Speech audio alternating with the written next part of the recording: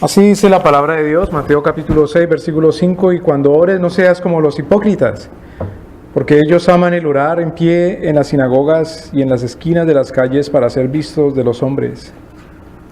De cierto os digo que ya tienen su recompensa. Leámoslo de nuevo, cuando ores no seas como los hipócritas, porque ellos aman el orar en pie en las sinagogas y en las esquinas de las calles para ser vistos de los hombres. De cierto os digo que ya tienen su recompensa. Oremos, Señor. ¿Cuál es nuestra recompensa delante de ti? ¿Qué pedimos, Señor, de parte tuya? ¿Qué esperamos de ti? ¿Esperamos el honor, la honra y la gloria que recibamos de los hombres? ¿Esperamos la adoración de los demás, la alabanza? ¿O esperamos, Señor, que nosotros menguemos? ¿O esperamos que nosotros disminuyamos para que tú crezcas?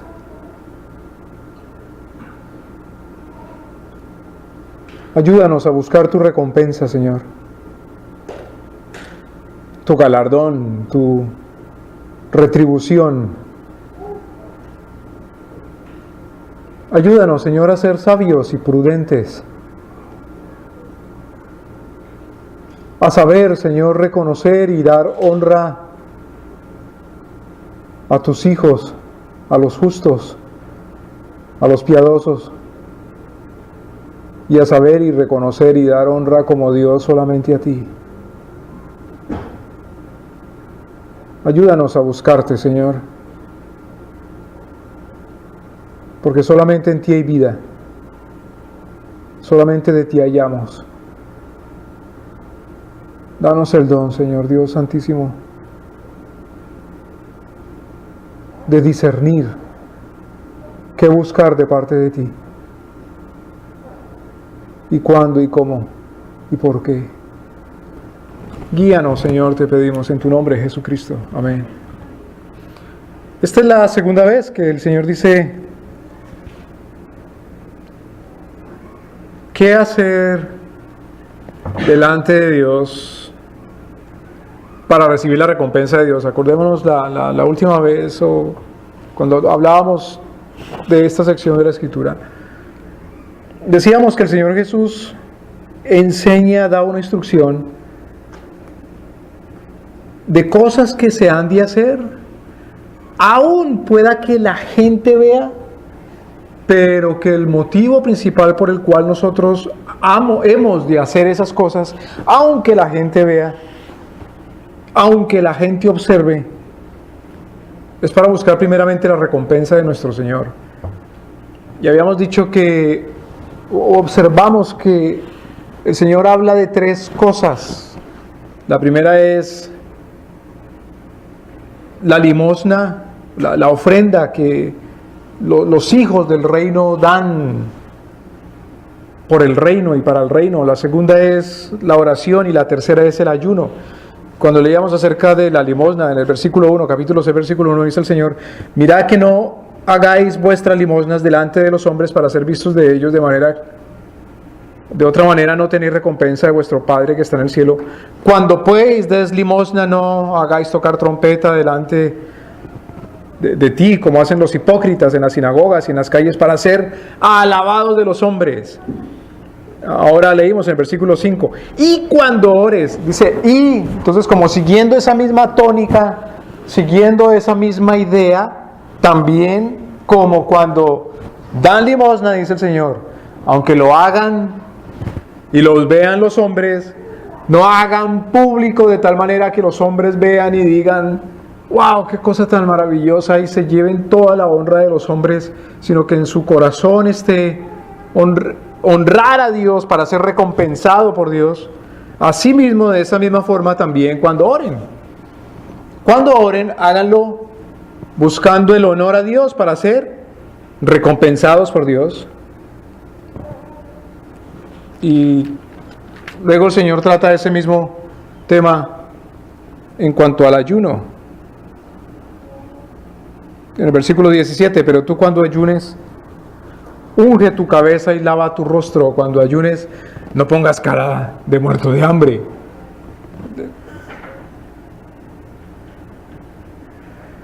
A propósito, el ayuno en la Escritura se practica o se usa para someter al cuerpo a una disciplina, y se acompaña, se asocia ese ayuno con un sometimiento del cuerpo y del alma, porque en la Escritura el ser humano es uno solo, cuerpo y alma. Se somete al ser humano completo, tanto el cuerpo como el alma a Dios, y se entra en un estado de humillación delante de Cristo, siempre acompañado por un arrepentimiento. Pero dice el Señor Jesús, claro, si es un sometimiento a Dios, no lo hagan para que sea la motivación de ser recompensados por los hombres, porque es absurdo. Entonces, en el versículo 5, cuando ores, no seas como los hipócritas. Cuando ores, no seas como los hipócritas. Igualmente, cuando dé limosna, no seas como los hipócritas. Lo dice también el Señor en el versículo 2. Y en el versículo 17 igual, la misma cosa. Cuando ayunes, unge tu cabeza, lava tu rostro para no parecer delante de los hombres que tienen hambre. Es decir, no tengan esa misma actitud de hipocresía. Y una pregunta, ¿cómo puede uno orar como un hipócrita? ¿Sabe qué quiere decir la palabra hipócrita? Originalmente actor. Tiene que ver con el actor y con la máscara. La actuación y la máscara. No era una palabra que se usaba en el tiempo del Señor Jesús de manera negativa necesariamente. Hoy día uno usa la palabra hipócrita y dice, es una cosa moralmente mala. No es que en el tiempo del Señor Jesús la hipocresía fuera una cosa moralmente buena, sino que la palabra hipocresía se usaba para referirse a los actores. Mejor dicho, cuando el Señor usa la palabra, está diciendo, cuando des limosna, no actúes como que de verdad estás haciendo algo para Dios, si lo que tú quieres es llevarte un honor o una honra delante de los hombres, y exclusivamente eso. Lo único que buscas es agradar a los hombres, no a Dios de ninguna manera. Claro, la vez pasada leíamos, cuando se da una limosna, claro que se agrada a los hombres. El que recibe la limosna, ¿cómo no es agradado? Si alguien tiene temor de Dios, si alguien sabe apreciar lo bueno y ve la limosna, la buena obra de alguien, ¿cómo no se va a agradar en su corazón?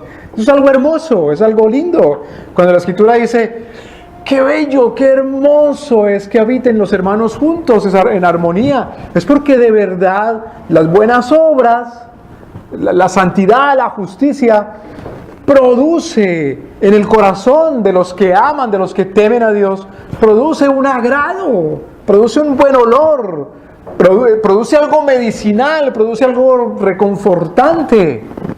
Entonces, claro, por supuesto, y veíamos también la vez pasada que el Señor Jesucristo dice, sus buenas obras háganlas también delante de los hombres para que los hombres glorifiquen a Dios que está en el cielo. Recordémonos, eso lo veíamos en el capítulo 5, versículo 16 de Mateo. Pero el Señor usa la palabra hipocresía, que es la palabra que se usaba para máscara o para actor. Claro, los griegos son los creadores o los sistematizadores de la comedia y del drama, de la tragedia. Eurípides, por ejemplo. Sófocles, por ejemplo, son los grandes escritores griegos de la tragedia, y su aporte el arte histriónico, al arte dramático, consiste en sistematizar una serie de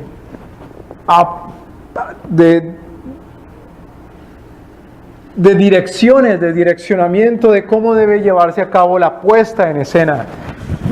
Por ejemplo, escriben que en algunas ocasiones hay un actor que representa su papel y al mismo tiempo tiene un diálogo con todo un coro, o a veces el actor tiene un diálogo también con otro actor, o a veces es un monólogo, en fin.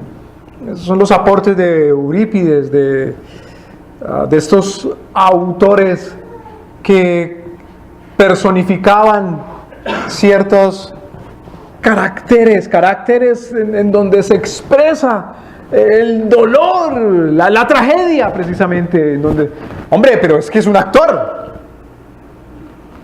¿no? Es un actor, o sea, el que representa a Edipo no es alguien que necesariamente se esté acostando con la mamá. La que representa a Electra no es alguien que necesariamente esté enamorada del papá o tenga alguna cosa con su papá. Es un actor. Y se pone una máscara, y la máscara tiene una sonrisa como para representar, claro, la alegría, o la máscara tiene una tristeza dibujada como para representar el drama, pero es una máscara. Es un actor, es una puesta en escena. Bueno, ese actor era el hipócrita. No hipócrita en el sentido moral, sino hipócrita en el sentido dramático. Hipócrita en el sentido histriónico. Hipócrita en el sentido artístico. Hipócrita en la puesta en escena. Está representando un papel. Ahora, hermanos, todo lo bueno viene de lo alto, del Padre de las luces, en quien no hay ¿qué? Él no cambia, Él es el mismo, es santo. Todo lo bueno viene de arriba. Nosotros, mire, aún el arte o lo abstracto como las matemáticas, en la Escritura, en el reino de Dios y en su justicia, tiene una aplicación para Dios, tiene una aplicación en la vida real, tiene una aplicación para su reino y para la gloria de Dios nuestro Señor. El gran actor de la antigüedad, nosotros vemos ahí, el gran dramaturgo no es Sófocles ni Eurípides, sino es el rey David, representando en una puesta en escena a un hombre loco, chiflado, que babosea. Imagínense a David botando baba y rodando la baba por sus barbas y haciéndose el loco y jalándose el pelo, representando a un loco para que no lo maten en la corte de los filisteos. Es el gran dramaturgo, el gran histriónico, representando un papel. Pero en ese momento David no era un idiota, no era un desquiciado, no era un loco, no era un demente, no era un hombre sin juicio, sino que está representando un papel. Porque los cristianos de esa manera engañan, actúan, engañan al diablo. Imagínense a las parteras en Egipto representando un papel delante del faraón, de queja delante del faraón, diciendo: las mujeres israelitas, las hebreas, son muy fuertes, dan a luz muy rápido antes de que nosotros lleguemos, y el niño ya ha nacido y no se lo podemos quitar y lo podemos matar. Imaginemos los espías pasando por hombres originarios de Jericó. Imaginémonos la mujer aquella ramera, pero mintiéndole también, actuando, poniendo una puesta en escena. Hay puestas en escena para el reino de Dios. Hay actuaciones para el reino de Dios. De la manera que se engaña al enemigo. Bueno, el Señor Jesucristo dice: al Señor no lo podemos engañar. De pronto a los hombres, al Señor no podemos decirle algo sin decirle, o pretender de abrir la boca con palabras para Dios, cuando no son palabras para Dios, sino para los hombres. Y uno sabe en el corazón cuando habla de verdad para Dios o cuando no. ¿Y quién puede meterse en el corazón y decir: estás hablando para los hombres o estás hablando para Dios? Nadie puede. Solamente Dios, el Espíritu Santo, sabe. ¿Quién puede decir: esa limosna la estás dando sino para agradar a Dios nuestro Señor primeramente, y no solamente para agradar a ese pobre hombre y calmarle el hambre. Solamente Dios sabe. Solamente Dios sabe, nuestro Señor. Estás sometiendo de verdad tu cuerpo, tu alma a una disciplina. Estás ayunando para Cristo. ¿Quién va a saber? Solamente Dios sabe. Sin embargo, es tan importante estas cosas que solamente las sabe el Señor, que claro, todo el capítulo 6 del Sermón del Monte prácticamente se dedica a esa cuestión. Al gobierno que uno debe tener de uno mismo, aún en el secreto. La gente se interesa mucho, demasiado, sobremanera, me parece a mí, por lo que los demás ven, más de lo que es prudente y necesario. Cuando a los cristianos se les reclamaba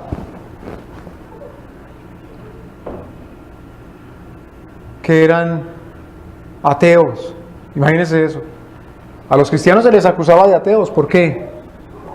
¿Por qué a los cristianos los acusaban de ateos? ¿Cómo adoraban en el siglo I los paganos? Su adoración era principalmente ¿qué? Pública, en una liturgia pública. ¿Cómo así? ¿Quiénes poseían los grandes templos en el siglo I? Hasta el año 70 el templo más grande que había en el mundo era el templo en Jerusalén. Y el Señor lo derribó para demostrar que Él no es adorado en casa hecha de manos de hombre. Luego el panteón. Pan quiere decir, todo teo quiere decir Dios. Es decir, aquel edificio en donde se traían las adoraciones a todos los dioses habidos y por haber en la imaginación de los hombres en Roma. Tanto que en el mismo Senado romano, es decir, en el Consejo de Ancianos que gobernaba el mundo prácticamente, se discutió si se traía una imagen de Jesús también, de Cristo, al panteón romano. Porque la adoración a Jesús se estaba convirtiendo en una cosa muy popular en el imperio. Pero ¿por qué los cristianos eran acusados de ser ateos? Y en esa época ser ateo era una cosa de muy mala fama, muy impopular. ¿Uno cree que hoy es más popular creer en Dios que en aquel tiempo? No, en aquel tiempo era más popular creer en Dios. Ser ateo era una vergüenza. Decirle a alguien ateo era una difamación terrible, aún entre los paganos. ¿Por qué entonces a los cristianos les decían paganos? Porque los cristianos no demostraban públicamente un ritual y que esa era su... Y que ese fuera su énfasis en la relación con Dios. En otras palabras, los cristianos no demostraban su temor por Dios y su adoración pública en un sistema litúrgico complejísimo y elaboradísimo por un lugar y por unas prácticas. ¿Me doy a entender, hermanos? O por unas vestiduras. En las principales ciudades de Roma en aquella época habían centros especiales, y en esos centros especiales eran precisamente en donde la gente derramaba la religiosidad de su corazón, y por lo tanto tenía que haber un lugar como esos en cada ciudad, porque la prosperidad, la seguridad, la felicidad de la ciudad dependía de que existiera un lugar como ese y en donde hubiera todo un cuerpo de sacerdotes vestidos de sacerdotes y que cumplieran el rito de sacerdotes y que se cumpliera todo el protocolo litúrgico, religioso. Entonces, los cristianos eran gente que no tenían ni usaban ni practicaban esas cosas y por lo tanto, ¿cómo les decían? Que no creían en ¿quién? En Dios. ¿En dónde está su Dios, cristiano? ¿En dónde están sus imágenes? ¿En dónde están sus símbolos? ¿Sabe cuál era el único símbolo que tenían los cristianos en aquella época?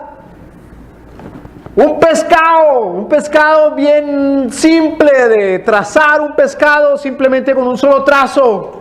Y no era un símbolo de su religiosidad, sino que era un código secreto. Era más o menos con esta figura así, haciéndolo con los dedos. Así era el pescadito.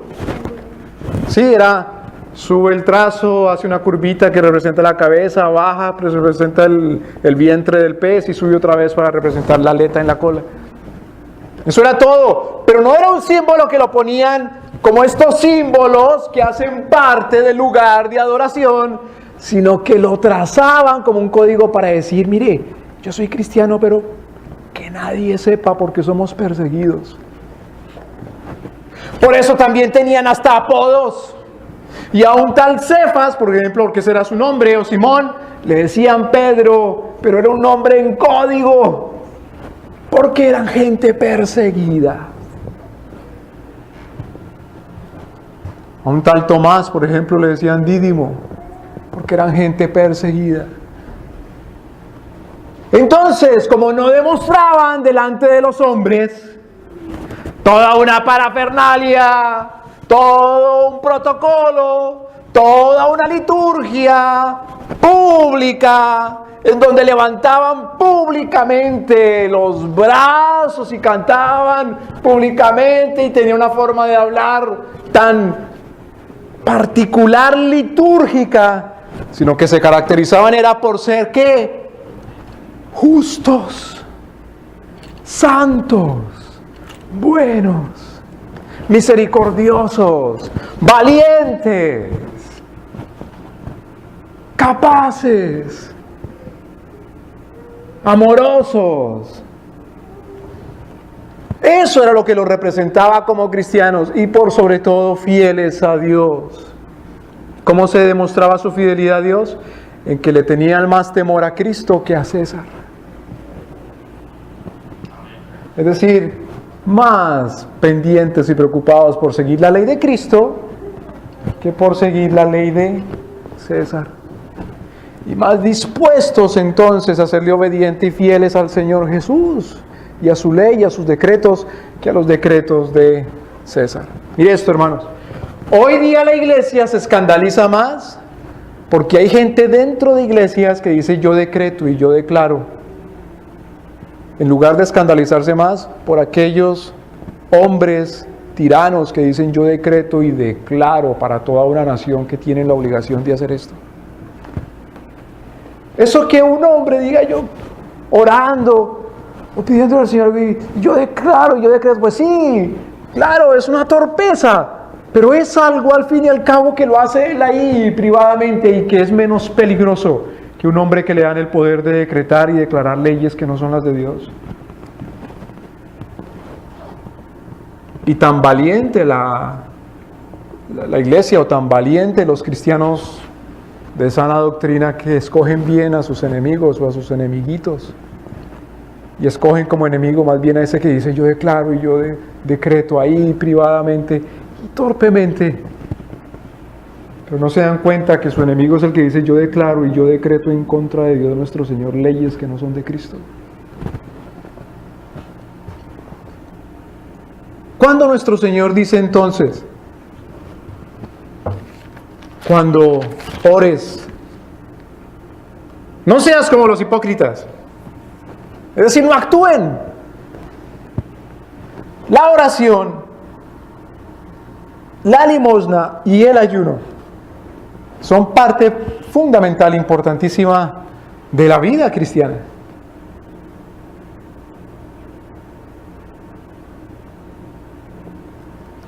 Pero en el reino de Dios y su justicia, precisamente en el reino de Dios las cosas se identifican en su acción porque están sometidas al Rey, el reino de Dios, es el reino de Dios.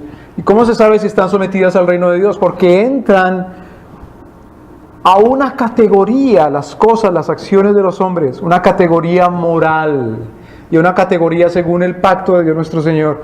Y esa categoría se llama, ¿cómo? Se llama la justicia. Es decir, hay una manera justa de dar la limosna. Como veíamos la vez pasada, la limosna se da a quién. Imagínense uno da limosna y no sabe para quién. Simplemente ahí da y ya. Pero la limosna es un acto de misericordia. La limosna es un acto de compasión. La limosna es una relación directa con un hombre y con otro hombre, o con una mujer, o con un niño, o con una viuda, con un anciano, con un huérfano, un abandonado, con el extranjero, en fin, como dice la Escritura. Asimismo la oración es justa o no es oración. Es apenas una puesta en escena.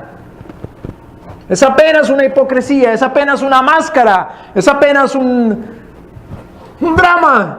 Claro, en cada ciudad romana, y eso los romanos lo trajeron de Grecia, los romanos fueron los conquistadores de Grecia, militarmente hablando, políticamente, pero Grecia fue la conquistadora cultural y artística de Roma. Posteriormente el cristianismo fue el conquistador cultural tanto de Grecia como de Roma. Los romanos adoptaron la tragedia y el drama. Entonces en cada ciudad se construía un edificio o un teatro. El teatro, ¿qué es el teatro? El teatro es el lugar en donde se pone la puesta en escena. Ese es el teatro. A veces se llamaba anfiteatro. Es una manera arquitectónica especial. Ahora, en el anfiteatro entonces, o en el teatro, se ponía la puesta en escena. O se ponía la escena. Y aquí salían los hipócritas, es decir, salían los actores. Bueno, el Señor dice, no sean como los hipócritas otra vez. Ahora, en el tiempo del Señor Jesús, aún en Jerusalén, aún en las ciudades de Palestina, también trajeron por la influencia cultural griega la puesta en escena teatral. Pero miren lo que dice el Señor Jesús. Porque los judíos se escandalizaban precisamente de la influencia cultural de Grecia. Pero torpemente se quejaban de la influencia cultural de Grecia por esas cosas simplemente folclóricas como el drama o poner una puesta en escena. Pero el Señor Jesús les está diciendo aquí, escandalícese más por la puesta en escena pretendiendo engañar a Dios. No se escandalice porque hay un cine, un teatro. Escandalícese más porque primeramente, la corrupción comienza en el corazón de los hombres que pretendiendo adorar a Dios, porque es una puesta en escena, es una mentira, es una falacia, es un engaño. Pretenden adorar a Dios, pero adoran a los hombres. Me voy a entender, hermanos, el paganismo, mejor dicho, la presencia del paganismo más peligroso y más horrible y que huele más a feo, no es el paganismo que ve uno fuera de los centros o teatros religiosos, sino, perdónenme, los que ve fuera de los teatros religiosos, sino los que ve dentro de los teatros religiosos. Es el paganismo más asqueroso y maloliente. El paganismo, en otras palabras, que se puede vivir dentro de la iglesia, dentro de las denominaciones, dentro de los círculos religiosos. Ese es el paganismo más, como dice nuestro Señor, esa es la hipocresía. Eso es muy interesante. Uno no ve a nuestro Señor o al apóstol Pablo irse a condenar y decir, derriben el teatro, derriben el anfiteatro. Pero sí dice nuestro Señor, este templito no va a quedar piedra sobre. No porque en el teatro o en el anfiteatro no se puedan poner puestas en escena asquerosas e inmorales, sino porque el olor es más putrefacto, aún si la puesta en escena es un lugar religioso que pretende ser de adoración a Dios.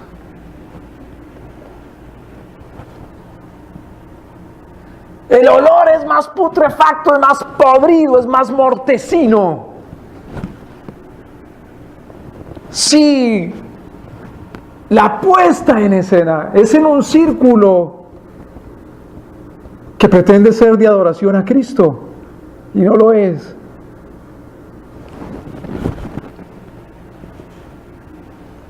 Tan fácil que es criticar a los demás, tan fácil que es criticar a las demás religiones, tan fácil que es criticar a los demás países, las demás naciones o las demás razas o los vecinos. Pero el Señor Jesús dice: cuando ores no seas como los hipócritas, porque ellos aman el orar en pie en las sinagogas. Acordémonos que también luego el Señor Jesús entra a un lugarcito que se llama el templo y les dice: ustedes han convertido este lugar, que es casa de ¿qué? Mi casa es casa de... Está el Señor citando a Jeremías y dice: vosotros lo habéis convertido en una cueva de ladrones. Aquí el Señor Jesucristo dice: ustedes habéis convertido las sinagogas en un anfiteatro, en un teatrico. Recuerdo cuando veía, por ejemplo, algunos programas de México y decía al final: este programa fue grabado en el foro no sé qué. El foro le llaman allá el lugar en donde se realizan las escenas. O en el escenario tal. En otro lugar le llaman el set de actuación.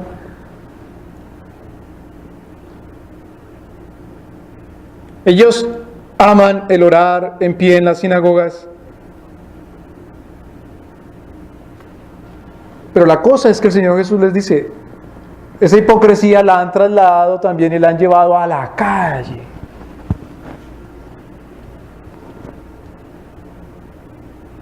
Aman el orar en pie en las sinagogas y en las esquinas de las calles. Ahora, como la vez pasada veíamos, el Señor en el versículo 1 y 2 no está criticando la limosna.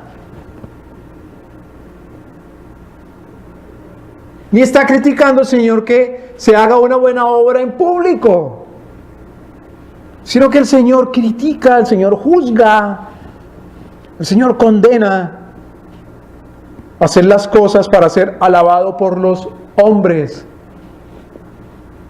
Asimismo, aquí en el versículo 5, en cuanto a la oración, dice: porque ellos aman el orar en pie en las sinagogas y en las esquinas de las calles. Claro, pues claro que en la sinagoga se ora. ¿Qué quiere decir sinagoga? Sun, en griego, sin o sun quiere decir junto. Goga quiere decir reunirse o estar junto con otros. Porque no es una cosa bonita juntarse a orar con alguien, pues sí. Pero el Señor no condena eso. ¿Es una cosa bonita pararse a orar? Pues claro que sí. Es más, en el siglo I, segundo, tercero, cuarto aún, los cristianos oraban de pie o de rodillas y con las manos levantadas al cielo. Y la cara puesta hacia arriba, en señal de confianza con Dios. Tenían confianza de que Dios los oía. Es una cosa desgraciada cuando uno ora y cree que Dios no lo oye. Cuando uno ora y cree que Dios no lo oye, todavía ora de manera audible. Entonces, si no cree en su corazón que Dios lo oye y todavía ora de manera audible, ora para que lo oiga ¿quién? Pues la gente. ¡Qué torpeza la de uno! Los cristianos oraban de manera audible cuando lo hacían claro en público. Levantaban sus manos hacia el cielo. ¿Por qué? Porque sabían a quién se refería. Sabían a quién le hablaban.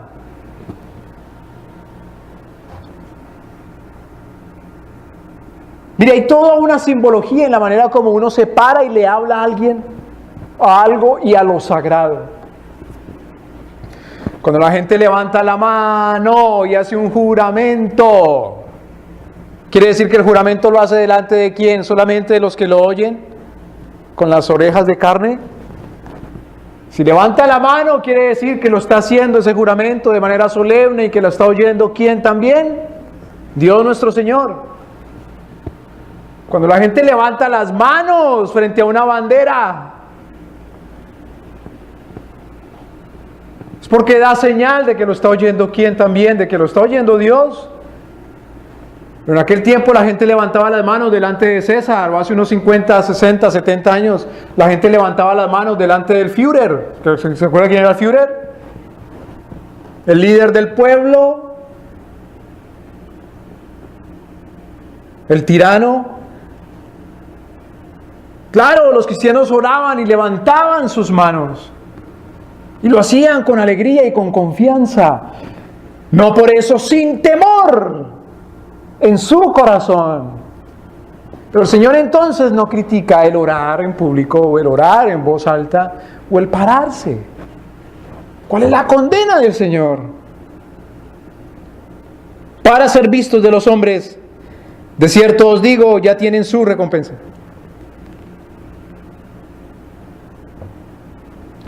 Ahora, si es para ser vistos delante de los hombres y ya tiene su recompensa de los hombres, ¿a quién busca agradar?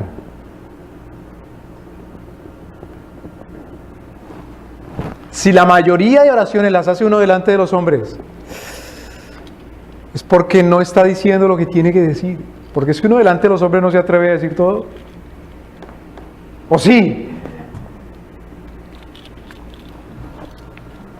Ni de los hombres ni de las mujeres no se atreve uno a decir todo. Es delante de Dios. Pero la pregunta, ¿delante de Dios de verdad nos atrevemos a decir todo? Uno sabe que Dios ya lo conoce, que no le puede esconder nada, que no se puede escapar de su presencia.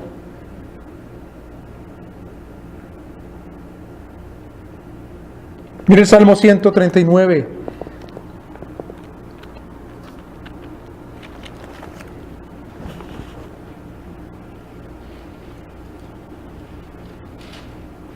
Oh Jehová, tú me has examinado y conocido.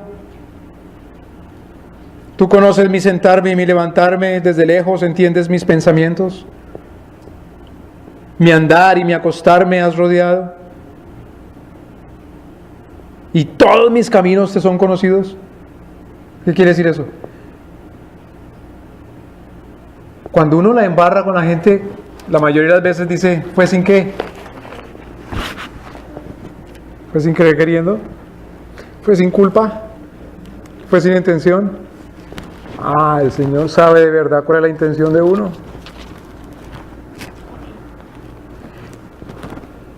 ¿Qué saca uno con decirle a la gente si fue sin culpa o no? ¿Acaso la gente puede saber si fue sin culpa o no? Cuando le dicen a uno, uy, qué pena, no me di cuenta, la gente sabe si de verdad no quería. Lo único que vale delante de la gente es pagar lo que dañó. Porque la gente no sabe. El único que sabe es Dios. Si uno delante de la gente la embarra porque le daña algo a la gente y no le paga lo que dañó, esa disculpa no vale de nada. Pero a Dios, ¿cómo le paga a uno? Si todo es de Dios. Él conoce el corazón. Él conoce la mente, Él conoce todo. Y conoce, cuando decimos que conoce la mente y el corazón, no solamente conoce lo que está uno pensando, sino que conoce la intención. Porque es que detrás del pensamiento hay una intención. Uno piensa, maquina, concibe, pero ese pensamiento tiene detrás una intencionalidad. Los racionalistas, es decir, los que adoran ¿qué? El pensamiento, le dicen a uno que todo se origina ahí, en el pensamiento. Mentira. Las razones, o mejor, las intenciones del corazón de los hombres son profundos y solamente Dios los conoce.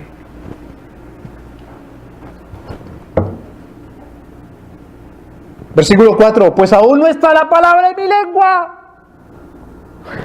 Y aquí, oh Jehová, tú ya la sabes. Toda. Por detrás, por delante, me has rodeado.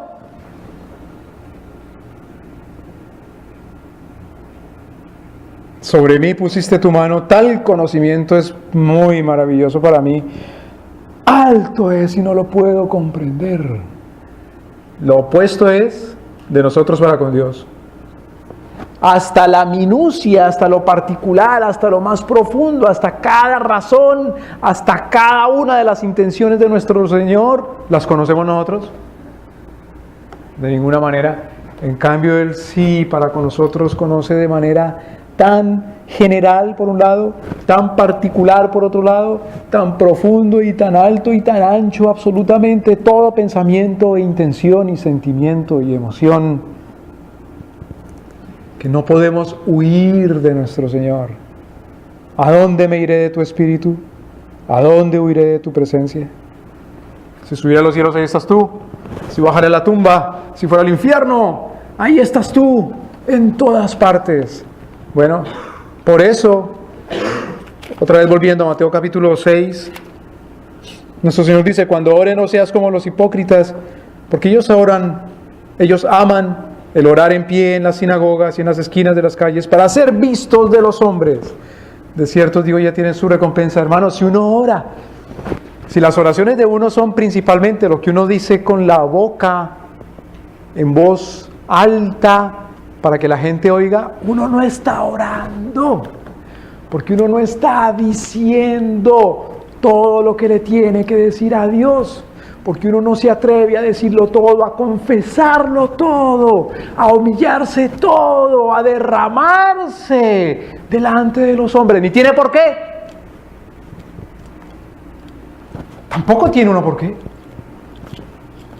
Hay una forma de oración tan desgraciada que han puesto en las sinagogas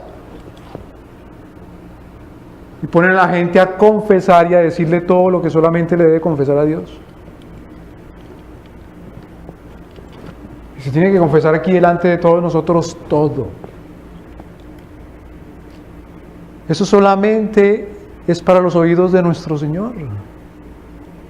Todo lo que uno tiene que confesar de todo. Y como el diablo quiere ser como nuestro Señor, la gente inclinada por el diablo quiere oírlo todo de todos. Pretenden ser dioses, porque solamente Dios es omnisciente, y solamente Él es soberano, y solamente Él es el Señor de todo. Pretenden que la gente les confiese, les diga, bajo el pretexto de que es que así se va a sanar y así se va a desahogar. Eso se llama paganismo. En los círculos académicos, claro, eso se llama psicoanálisis. Y en los círculos paganos también lo llaman una inducción hipnótica. Y la gente hipnotizada, es decir, con su mente entregada al dominio de otro hombre, confiesa hasta lo que no se atreve a confesarse a sí misma, porque a sí mismo se avergüenza. Es una porquería cuando ponen a la gente a confesar absolutamente todo bajo esa cosa que se llama la máquina detectora de mentiras o el tal polígrafo. Porque nuestro Señor no le da el poder a ningún hombre de que conozca lo más íntimo del corazón de los hombres. Dice ahí, solo tú lo conoces. Lo más íntimo de mi vida y de mi alma y de mi corazón. ¿Cómo se atreven entonces? Dice que por Dios y para sanar a alguien y consolarlo, a que le confiese lo que estos sinvergüenzas e hipócritas ellos mismos no se atrevan a confesar.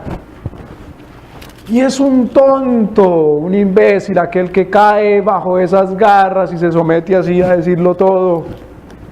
Porque eso es solamente para nuestro Señor. Esos hipócritas cuando van a orar ellos sí no se atreven a decir todo y sin embargo hacen unas oracionzotas para que la gente diga, wow, qué oración y qué piedad.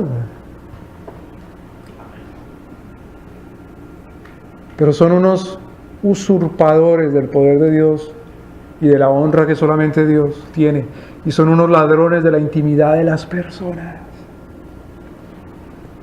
Es una parte muy importante, muy fundamental, la relación nuestra con Dios privada, íntima.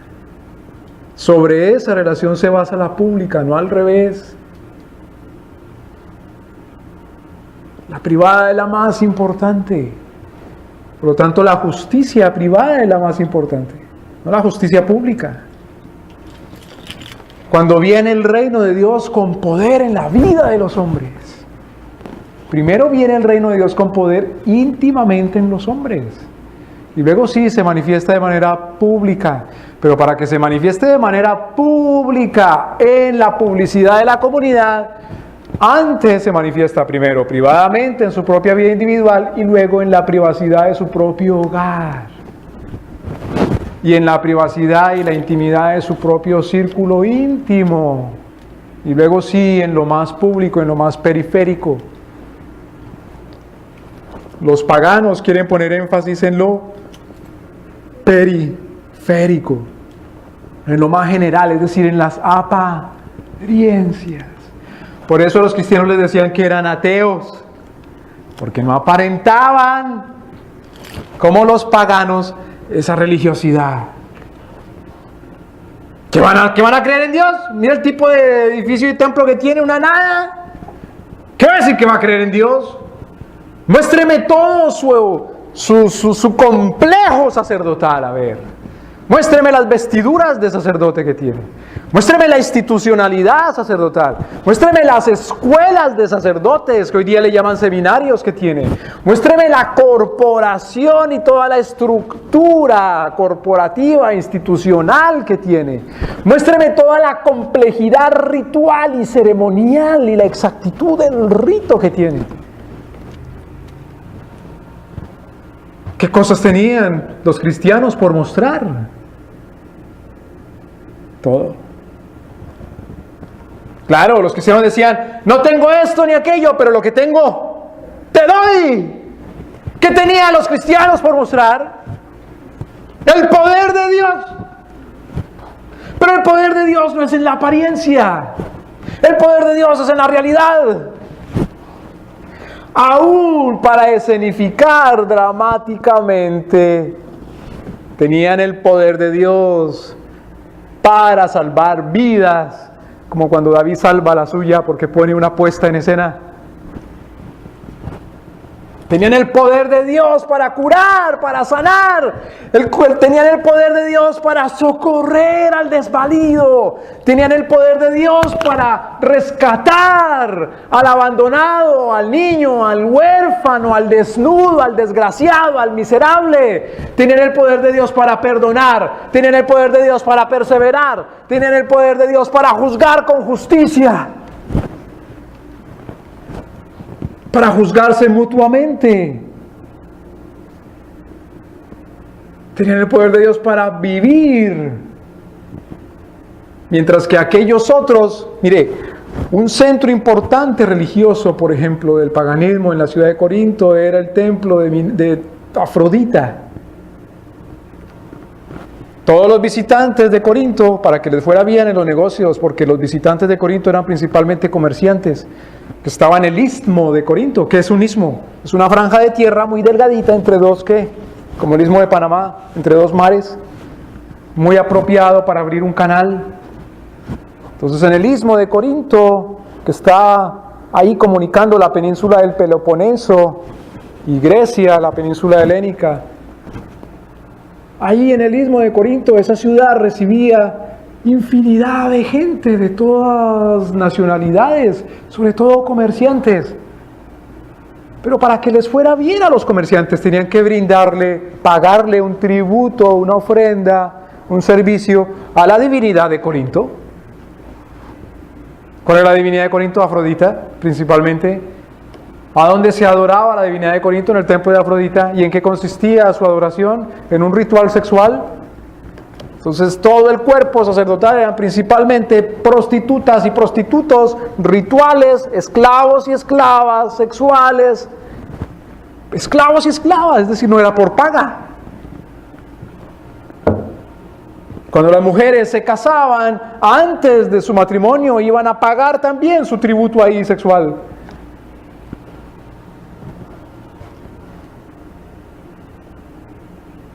La gente cree que porque cumple con un ritual o con un tributo le presta un servicio a Dios. Y es lo que le critica a nuestro Señor. Y ojo, cuidado, porque nuestro Señor no le está hablando aquí a los paganos griegos esos de Corinto. Nuestro Señor está hablándole a los judíos. Está hablando de las sinagogas.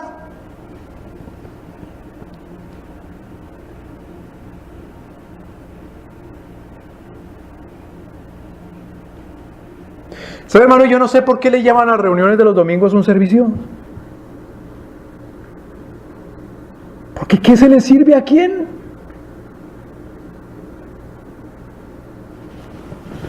El servicio al reino de Dios es la justicia de Dios, es decir, es cumplir sus mandamientos. Y ni siquiera el mandamiento de guardar el día de reposo es algo que se cumple el domingo. Porque el reposo es reposo, es decir, es que descansar. Y no necesariamente ese descanso quiere decir, cuidado que no haga algo bueno, porque el Señor, ¿qué hacía el día de reposo? Sanar, alimentar, levantar los muertos y enseñar la palabra de Dios. Por ahí, si al caso se enseña algo de la palabra de Dios, pero no más. Y si ese es el servicio, entonces ¿qué será el resto de la semana? Si ese es el servicio.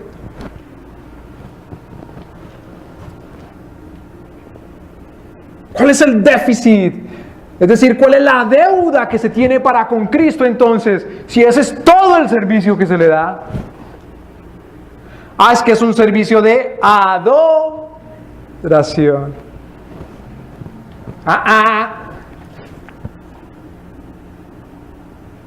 Porque la adoración es el reconocimiento de que Dios es ¿quién? Dios. ¿Y cómo uno reconoce que Dios es Dios? Porque rinde su vida completamente a Él. ¿Y cómo rinde su vida completamente a Él? Porque hay un super sacerdote, un super apóstol que dice, venga aquí y arrodíllese acá y rinda su vida a Dios. Si ni siquiera los apóstoles se atrevieron a hacer tal cosa, tal majadera, de decir, venga y arrodílleseme aquí delante mío para ver que le rinde la vida a Dios. Es rendirle la vida a Dios nuestro Señor, es rendirle absolutamente toda la acción del corazón, del alma, de la mente, del espíritu, del cuerpo y de lo que está fuera de sí mismo, de uno mismo, pero alcanza uno a tener ahí influencia.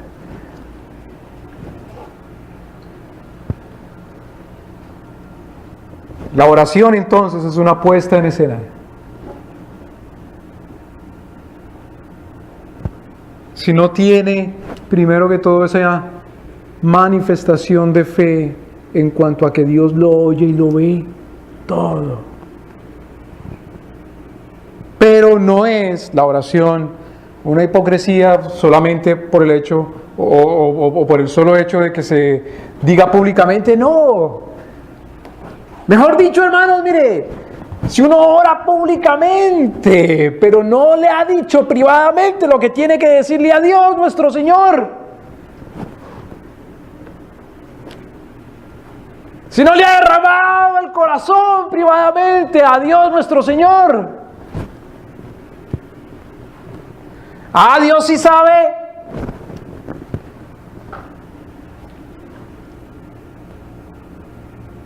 ¿Cómo puede estar uno más dispuesto a decirle a la gente lo que no le ha dicho a Dios? Es como estar uno más dispuesto a enseñarle a la gente lo que no se ha enseñado uno mismo. Las dos son puestas en escena de hipócritas. ¡Wow! Eurípides se pararía y aplaudiría. Y Sófocles decía, ¡qué gran actor eres! ¿Cómo enseñas y predicas y no te enseñas a ti mismo? Vente para el teatro, el anfiteatro.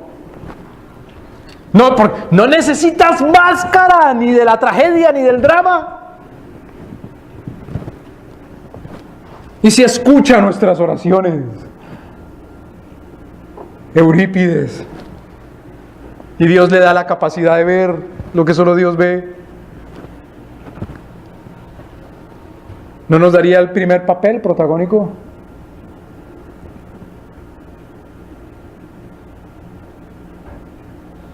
Por eso en el versículo 6 dice: cuando tú ores, entra en tu alcoba, en tu habitación, y cerrada tu puerta, ora a tu Padre que está en secreto, y tu Padre que ve en lo secreto te recompensará en público. Entonces no se puede orar sino solamente en la recámara, en la alcoba, en la pieza, en la habitación, en el cuarto, como le quiera llamar. ¿Sabe que la mayoría de gente en el tiempo del Señor Jesús, ahí en Judea, tenían si tenían una casa? Su casa tenía solo un cuarto. ¿Cómo dice el Señor, entra a tu alcoba? Al contrario, si quería tener un momento de privacidad, más bien se salía de la casa. Pues si hay un solo cuarto, pues ¿quiénes están en la casa? Decir en aquella época, toda la familia está en la casa, es decir, todos están en el cuarto, en el mismo en que yo duermo. Ahí mismo recibía la visita. Ahí mismo se celebraba la cena, el desayuno. Ahí mismo, durante la noche, antes de dormir, tenían una conversación, oraban o los niños jugaban. Todo era ahí. A la hora de levantarse, levantaban las camas que enrollaban la cama. Y había solamente, de pronto, siquiera un armario en donde se ponían las cosas útiles. Se colgaba de una puntilla, de un clavo, las cosas. En el centro, a un lado de la habitación, pues había un hueco en donde se cocinaban, se preparaban los alimentos. De pronto habría una mesa, también un mueble para poner encima una lámpara. De pronto había unas sillas, pero la gente consumía sus alimentos recostada sobre el brazo izquierdo, acostada de medio lado, alrededor de una mesa bajita o sobre un mantel que se tendía sobre el piso. ¿Cómo que entra a tu habitación? Si cuando la gente quería tener un momento más bien de privacidad, salía de la casa, a la casa la rodeaba unas escaleras, por la escalera subía a la terraza de la casa y ahí en la terraza era donde más bien tenía privacidad.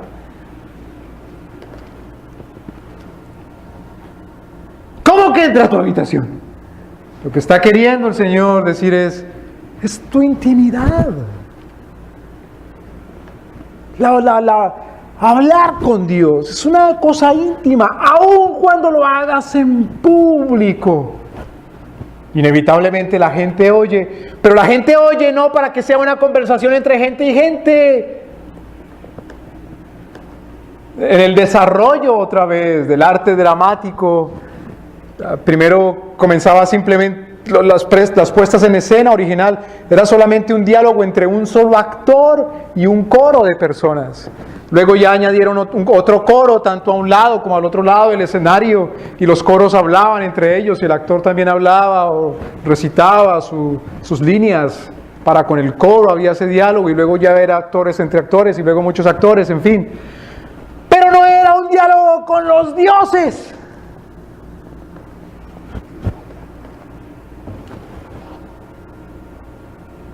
Nosotros aquí podemos orar públicamente, de acuerdo como sea el ritual en las iglesias. Hay iglesias o grupos en donde la gente ora, toda la gente al mismo tiempo. Está bien. Hay otros en donde la gente ora una sola persona y los otros dicen amén. Está bien. A veces otro ora y la gente repita lo mismo que se está orando. Está bien. O a veces hay oraciones ya escritas que todos recitan a la vez. Está bien. Pero está mal si es para que se oigan entre sí y no más. Si no está dirigido a Dios. Y la gente torpe se pone a discutir si está bien o mejor que solamente uno hable y los otros digan amén, o que todos al mismo tiempo hablen, o que todos al mismo tiempo digan la misma cosa. En lugar de discutir cada uno en su corazón si se está refiriendo a Dios nuestro Señor.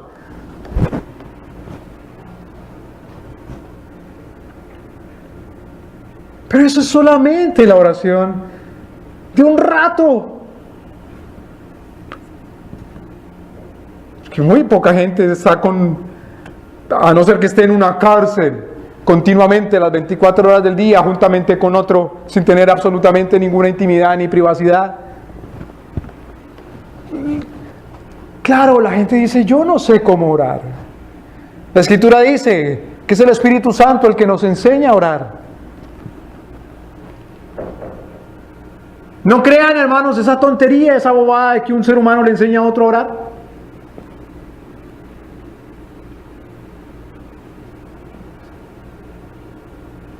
Uno oye orar la gente y dice, eso es verdad lo que está diciendo, o es mentira. ¿Y cómo sabe uno si es verdad lo que está diciendo o es mentira? Si es verdad con respecto a Dios lo que está diciendo, sabrá uno si es verdad porque la Escritura lo dice con respecto a Dios. Si es legítimo lo que la gente le está pidiendo a Dios, ¿cómo sabe uno si es legítimo y bueno y justo lo que la gente le pide a Dios? Porque la Escritura lo permite. Es el Espíritu Santo entonces el que nos enseña a orar. ¿Cómo nos enseña a orar el Espíritu Santo?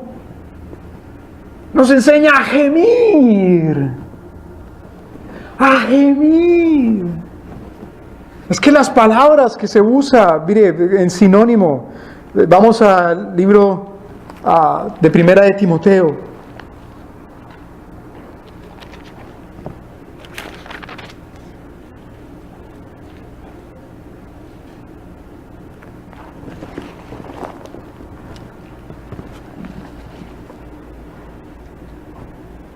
Capítulo 2 dice, exhorto pues, ante todo que se hagan ¿qué?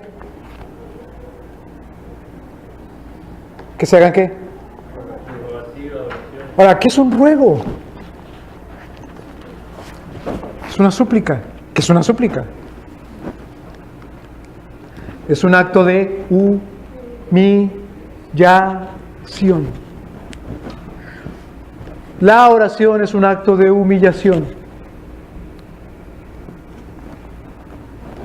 Por eso dice nuestro Señor en la oración, cuando nos enseña a orar, perdona ¿nuestras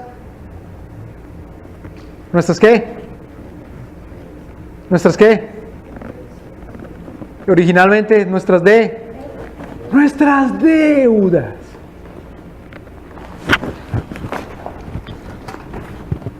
Cuando una sociedad entra en decadencia, una de las maneras de ver la decadencia de la sociedad es ver cuánto la gente está endeudada.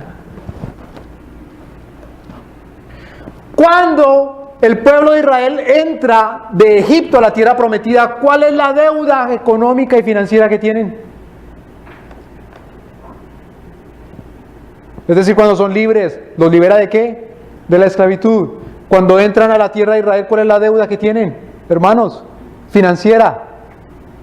Los países marcan sus estadísticas o sus medidas con números macroeconómicas, es decir, toda la nación, cómo está la economía, y uno de los índices o una de las cositas que miran para ver cómo está su economía es el nivel de deuda pública y deuda privada, deuda interna y deuda externa. Deuda pública, es decir, lo que debe el Estado, deuda privada, lo que deben las personas y compañías y empresas, deuda interna, lo que se debe a los prestamistas de dentro de la nación, y deuda externa, lo que se le debe a los prestamistas por fuera de la nación. Es una clase de macroeconomía cortita. ¿Cuál era la deuda pública, privada, interna y externa del pueblo libre? ¿Cuántos ciclos de plata? ¿O talentos? ¿O denarios? ¿O dracmas? ¿O minas? ¡Cero!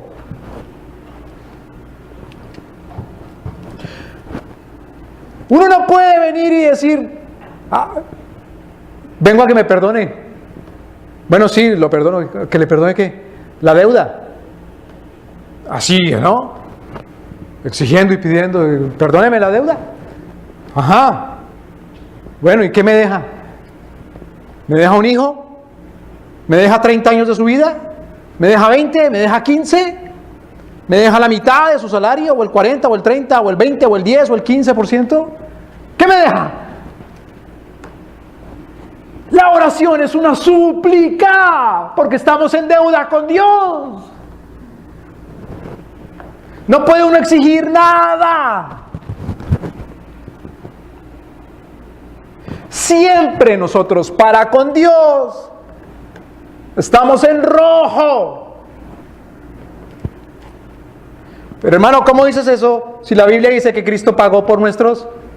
Pues por eso. Esa es la gracia, que Cristo paga por nuestros pecados, pagó por nuestros pecados. Por eso tenemos que andar entrando y reconociendo delante del Señor que somos deudores suyos, pero que Él es misericordioso y perdonador, compasivo y clemente, lento para la ira, que perdona la deuda de su pueblo. Por eso, si Cristo los hizo libres, no se hagan esclavos de los hombres.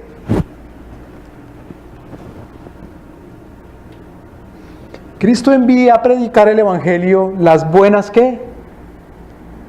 Nuevas. Las buenas no. ¿Cuál es la buena noticia? Que Cristo perdona. ¿Cuál es la buena noticia? Que si Cristo nos perdona, ¿cómo nos vamos a hacer esclavos? Entonces, ¿cómo es que no se predica el Evangelio? ¿Cómo es que no se predica que salga de la deuda y que no se meta en problemas? Porque el nivel espiritual de un pueblo se mide también en términos de su deuda financiera, hermanos. Y los cristianos no conocemos la historia. Y los grandes imperios han caído endeudados. Si uno mira aquí cuál es el apellido de uno, de la mayoría de la gente, principalmente el apellido es de origen español, ¿o no? ¿Cómo cayó el imperio español? ¿Porque a los españoles les faltó fuerza en su brazo y no pudieron manejar bien la espada frente a los franceses o los ingleses? Porque los reyes Habsburgo y sobre todo los reyes Borbones, tontos, se endeudaron, no ellos, no eran tan tontos, endeudaron a la gente, endeudaron a la nación, endeudaron al imperio. ¿No era que don Simón Bolívar o don San Martín o don Benito Juárez eran más inteligentes y fuertes que los españoles y por eso se liberaron? Es que los reyes en España estaban arruinados y endeudados. Y luego estos otros tontos, que dizque independizadores y padres de la patria, se endeudaron también con los ingleses, que dizque para liberarse. Deudores somos, pero de Cristo nuestro Señor. Por eso le rogamos y le suplicamos a Él que nos perdone. La oración es un ruego, es una súplica. Por favor, ten compasión y misericordia de mí de principio a fin. Y claro, el que sabe en lo privado, uno bien sabe de que le pide perdón. Pero por otro lado, hermanos, si la oración es una súplica, es una rogativa, otra vez dice el apóstol Pablo en 1 Timoteo capítulo 2, háganse, ¿qué cosas?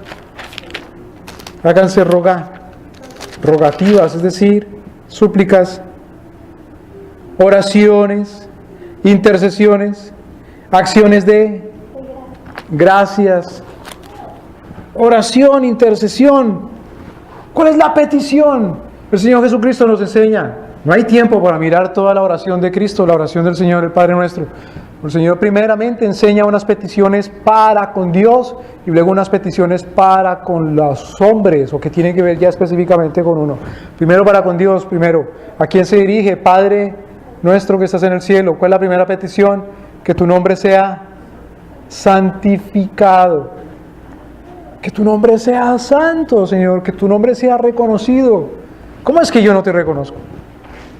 ¿Cómo es que yo soy tan miserable y yo no me acuerdo de ti cada segundo? ¿Cómo es que yo soy tan desgraciado que no te doy gracias por todo? ¿Cómo es que yo soy tan desagradecido y tan miserable y tan desgraciado, Señor, que todavía creo que tú me debes a mí, no que yo te debo a ti?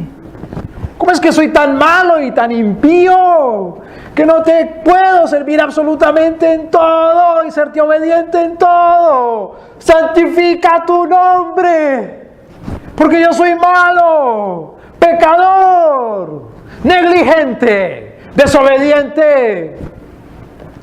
Ayúdame, sálvame, santifica tu nombre en mí. Venga tu reino. Que venga tu reino con poder. Hombre, cuando uno dice venga tu reino, hay gente majadera que no quiere salir de sus propios problemas siendo responsable, sino quieren entregarle la responsabilidad de su vida a otros. Hay gente majadera que quiere entregarle la libertad de su vida a otros. Hay gente torpe que dice, hey fulano, venga a tu reino. Es decir, ven y reina, hágase tu voluntad, porque yo tengo miedo, porque Dios ya me abandonó, porque yo no sé qué es lo bueno, yo no sé qué es lo justo, yo no sé qué es lo verdadero. Si me ves tan ignorante, mírame la cara.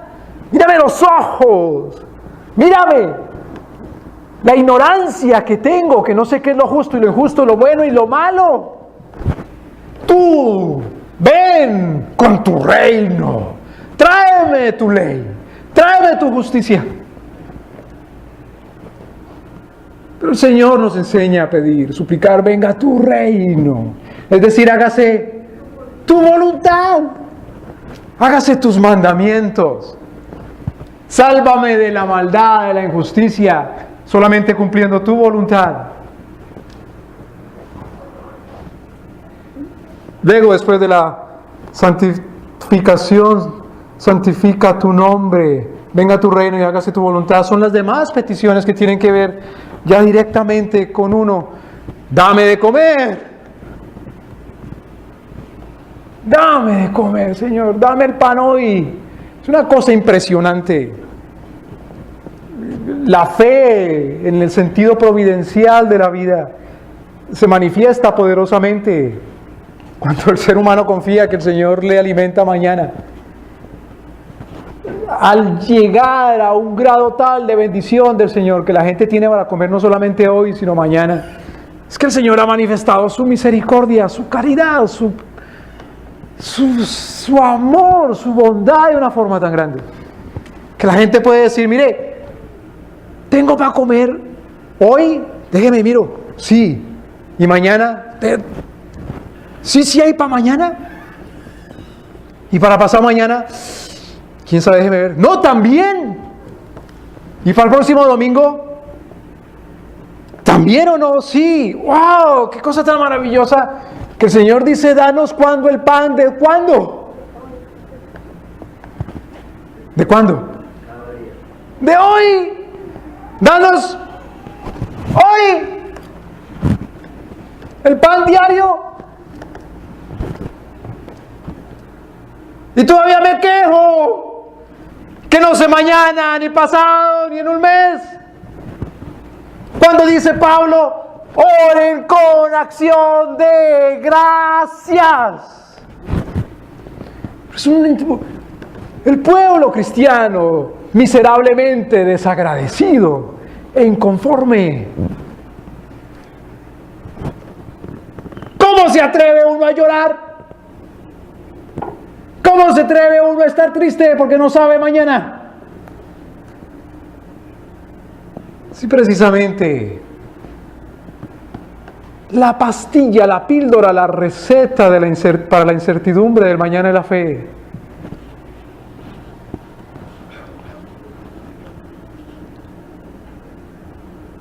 Intercesiones y acciones de gracias. Claro, y la oración es no solamente por uno, sino por quién. ¿Qué quiere decir una intercesión? Una intercesión. No intersección, sino intercesión. De parte de otro. No intersección. Intersección es que se cruza una línea con otra. Sino intercesión. Es eso, es decir, la súplica a favor de otro. Es lo que hace Cristo eternamente al lado del Padre, interceder por. Y es lo que hace el Espíritu Santo también al lado de Cristo, interceder por nosotros. Por lo tanto, nosotros como imitadores de Cristo, como guiados por el Espíritu, intercedemos por otros. Es algo muy lindo.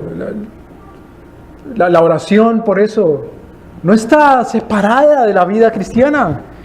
¿Cómo es que uno intercede por los demás y no le ayuda a la gente en lo que le puede ayudar? Entonces, ¿en qué está tu intercesión? Actor del anfiteatro. ¿Cómo es que no le ayuda a la gente? Pero no es por la honra a Dios, actor del anfiteatro. La oración es parte, pero integral de todo.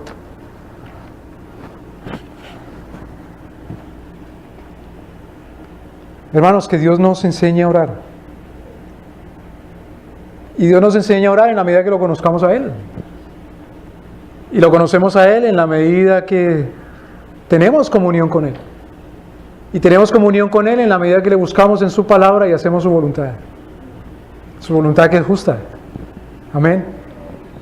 Yo no les puedo enseñar a orar. Porque yo puedo decir como Pablo, ni yo sé. Es el Espíritu Santo el que intercede. Con palabras que uno no sabe. Y palabras que uno no sabe quiere decir que hay palabras que uno está acuñando cada rato para hablar con Dios. Quiere decir que es Dios nuestro Señor el que pone la verdad y la justicia de las palabras en el alma. Y esa verdad y justicia es en términos y en la medida que se reconoce uno quién es uno y quién es Dios. Somos unos miserables, endeudados delante de nuestro Señor. Que el Señor nos libre, que el Señor nos socorre, que el Señor nos guarde y nos bendiga, y que el Señor nos perdone, que el Señor nos dé paz, y que intercedamos por otros, porque su reino ha de establecerse en el mundo con o sin nosotros. Y si uno no quiere que el reino de Dios se establezca, Dios no va a dejar de establecerlo. Y si uno todavía dice, es que yo no creo, que a mí me enseñaron otra cosa, en otra iglesia, o mi papá, o en un seminario, o en un instituto bíblico, y yo no creo que Dios establece su reino en la tierra. ¿Será que a Dios le importa eso? ¡Venga tu reino! El Señor vendrá con su reino, pero no lo hará en la consumación hasta que no ponga a todos sus enemigos bajo sus pies, porque el reino, dice Cristo, ya está entre vosotros. Cuando digo Cristo, no es que lo esté profetizando yo, lo dice el Señor en el Evangelio de San Lucas. El reino ya está entre vosotros. Proclamad ese reino. Amén. Oremos. Señor, gracias por tu palabra. Señor, tú conoces nuestro entrar y salir, nuestro despertar y reposar. ¿Qué podemos decirte que tú no sepas? Pero aún así quieres, Señor Dios, que abramos nuestra boca. Y aún así quieres que nos humillemos. Perdona nuestros pecados, Señor, y ayúdanos a vivir en tu perdón. Libéranos, sálvanos, redímenos y ayúdanos a vivir en tu salvación, en tu libertad y en tu redención. Líbranos de este mundo malo y ayúdanos entonces a vivir en tu reino. No esperamos tal cosa, que tu reino venga. Y sin embargo pedimos, hágase tu voluntad en la tierra como en el cielo. Señor, viniste con poder. Tu Espíritu está entre nosotros. Y si no está, Señor, es porque no hemos vivido ni conocido tu gracia. Enséñanos, Señor, a ser guiados por tu Espíritu. Guíanos en tu camino. Reina poderoso en nosotros. Haz tu voluntad. Te rogamos, Señor, límpianos de toda maldad, purifícanos, Señor, y lávanos de nuestros pecados y fechorías e inmundicias. Haznos ver tu gloria, Señor. En tu nombre, Jesús. Amén.